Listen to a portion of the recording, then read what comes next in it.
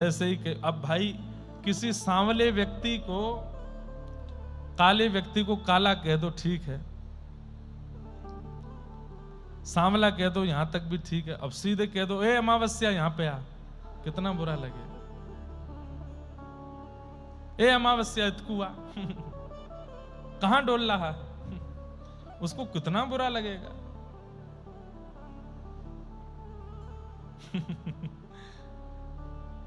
ठाकुर जी तो इतना बुरा मान गए, शीशा वीशा छोड़ के मुंह फुला के बैठ गए। बोले श्री जी ये भी कोई बात है, कारो कह दो, सांवरो कह दो, कोई और बात। कोई अमावस्या बोलता है क्या? आप अमावस्या बोल रही हो हमको। जैसे ही ठाकुर जी मान करके बैठे हैं, सूरदास जी गा रहे हैं, प्रिया प्रियतम सुन रहे हैं। ये सब दिमाग में रखिए भाव।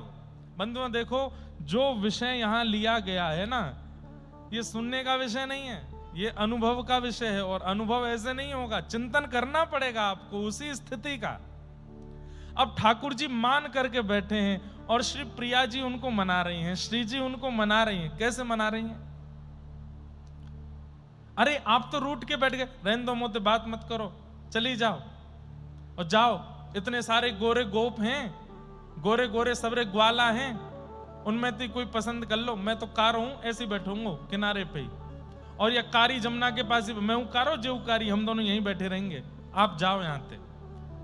अब श्री जी मना रही हैं, क्या कह रही हैं? अरे नहीं मेरी बात तो सुनो। बोले कहा बात है? तेरो नयन में मोटो मोटो कजरा, तेरो नयन में मोटो मोटो कजरा।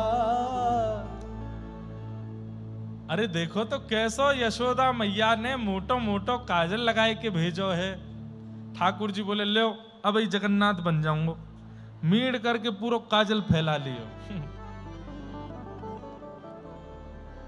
वैसे ऐसा हुआ तो नहीं था, लेकिन जब ठाकुर जी ने आंख मीड़ी ऐसे कर लिए तो श्री जी गा गई होंगी, जगन्नाथ जगन्नाथ चकानैन नीलाचल वारे, तू न संभाले तो हमें कौन संभाले।